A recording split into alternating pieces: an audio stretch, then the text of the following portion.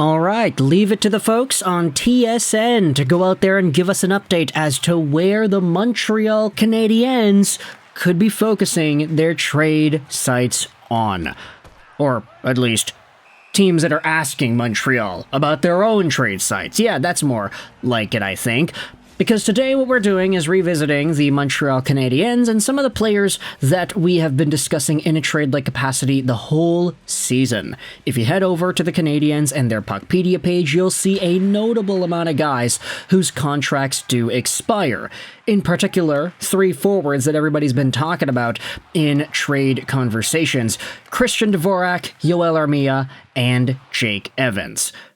In particular, we're going to be focusing on Evans and Armia in this video commentary because leave it to Pierre LeBrun to go out there and give us the scoop. Firstly, of course, the show is brought to you by ExpressVPN. Go out there and check out the first link in the description to save some money on your VPN, get some free months, and support this YouTube channel in the process. That's going to be in the description for you there. But also, linked in the description will be today's edition of Spectres Hockey, February 28th, 2025.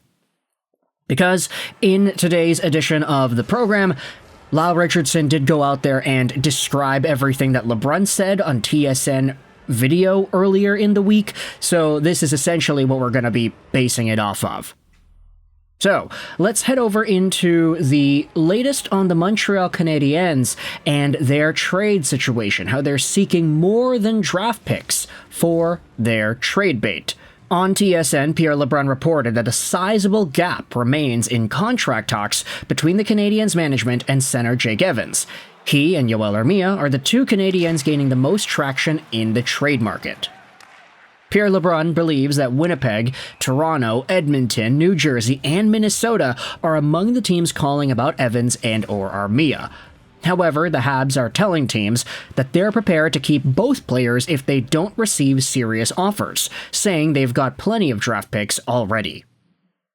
On Sportsnet, Elliot Friedman believes the Canadiens are holding out for at least a second-round pick for Jake Evans, and that is a conversation that we had already spoken about in the past with Jake Evans and the salary demands that he wants, if he wants that $4 million AAV price tag, and what the Canadiens would be interested in getting for this guy. I do like that idea that Pierre LeBrun tosses out there that, hey, the Montreal Canadiens, they already have a bunch of draft picks. They have a bunch of really young guys, young prospects that are already notable and have some sort of potential, so getting more of those guys is not a terrible idea, but it's like, you know, surplus does exist, right? This is where we dive into the Spectres note part of the article. It sounds like Canadiens GM Kent Hughes would like a good young prospect or an NHL player who fits within their rebuilding plans.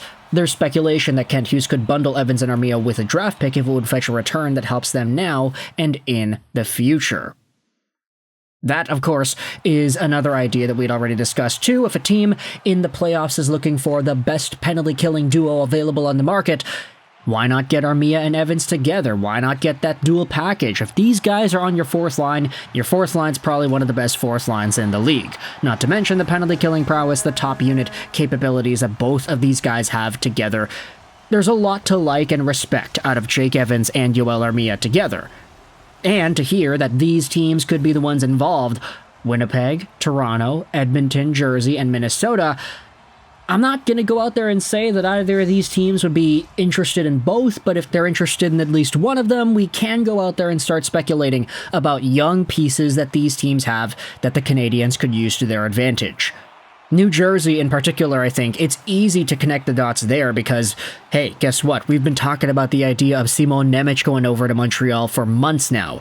And whether or not Jake Evans and Yoel Armia packaged together or something like that is enough to get it done, who really knows? I mean, Nemec is a second overall pick, and he is the Juraj Slafkovsky buddy that went right after him in the draft, so there's a lot more of a narrative there that makes this story attractive, combined with the fact that he does have legitimate number 1 pairing potential as a right-handed D-man. Nemec and Hudson long-term sounds like a very good combo, if I do say so myself. Who knows, though, if that's even in the cards for what New Jersey would be willing to give up in some sort of an Evans and or an Armia trade. There are enough younger guys, though, in the Devils system that could also make things interesting. I think Seamus Casey is one that intrigues me, too. He's kind of like the right-handed version of Lane Hutson, but just not as good as Lane Hutson. Seamus Casey, also on that NTDP program when Hudson was doing his thing with the U.S. American squad. So there's a camaraderie there that I am a big fan of. There are some guys in the Edmonton Oilers organization that I think are interesting. Matthew Savoy just made his debut with the team and scored his first NHL point a few days ago. So that is a young, hot name that the Oilers have in their system. The Oilers are one of the oldest teams, if not the oldest team in the NHL. So obviously it's not ideal for them to be adding on extra pieces that are above the age of 25, etc. But if you want to really lock and reload for the playoffs this year, Armia and Evans could be a really good combo, even just Jake Evans by himself, getting that penalty kill defensive stability in the bottom six and on the PK. The Oilers need a goalie, though, so that's where things get a little bit muddy, too. Both of their goalies in Skinner and Pickard are under a .900 save percentage this year, which is not ideal.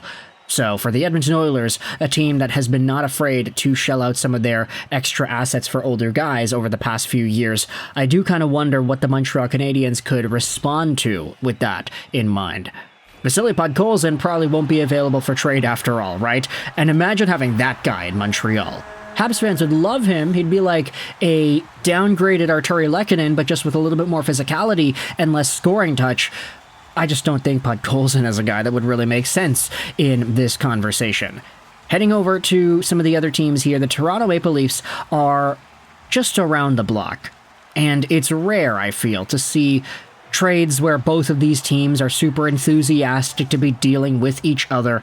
The Leafs have some younger dudes. I mean, Matthew Nyes, Alex Steeves, but then again, these guys are pretty decent to significant contributors on the team, so it's not really like they'd be interested in giving them up, unless it's like Nick Robertson or something, but then again, his profile has been so up and down and inconsistent that I don't really know if that's what the Canadiens need either. Plus, the entire Caulfield-Nick Robertson thing, Caulfield versus Robertson discourse amongst the fans from the 2020-2021 days certainly does get me interested in seeing them long-term away from each other. I don't want to see them on the same team. Let's see them competing against each other so Habs fans can rub it in Leafs fans' faces 5 years from now. That seems to be the agenda for many Montreal Canadiens folks. And then you talk about the Minnesota Wild, who are also in here too. Oh, we skipped over Winnipeg. Yeah, the Minnesota Wild are an interesting team. They have a fantastic scouting staff with Judd Brackett at the helm. They've been going through so many injury problems. So any form of forward support, hey, I think it's very encouraged in Minnesota, from Joel Eriksson-Ek to Kirill Kaprizov to Ryan Hartman, although he is suspended, which is not the same thing as being injured, but still, lots of injury problems with the Wild this season. They just got some of their D-men back. They got David Jiricek in the system in the AHL. I'm not saying that he should be necessarily sent over to his third team in as many years, but I would be interested. Just saying. They've got some goaltending prospects, although I don't think the Canadiens would be interested too much in those. And ultimately, there are a number of interesting forwards that the Wild have in their prospect system as well.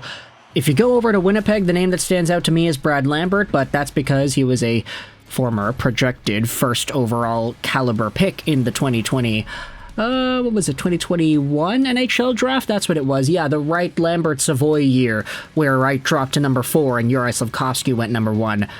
Same draft, wasn't it? But anyways, with Winnipeg having Brad Lambert in their system, I do like a lot of their younger talent.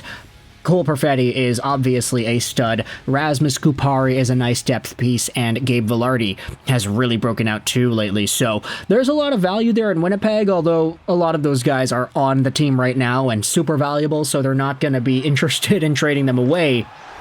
However, I want you to let me know your thoughts in the comments section below. Out of these 5 teams, Winnipeg, Toronto, New Jersey, Minnesota, and Edmonton, what are your thoughts on the idea of Kent Hughes trying to get some serious trade offers out of them for Jake Evans and or Yoel Armia? Which assets do you think work the most from these teams, and which players would you want to target? Let me know in the comment section below. I hope you enjoyed this video. Sign on, and bye.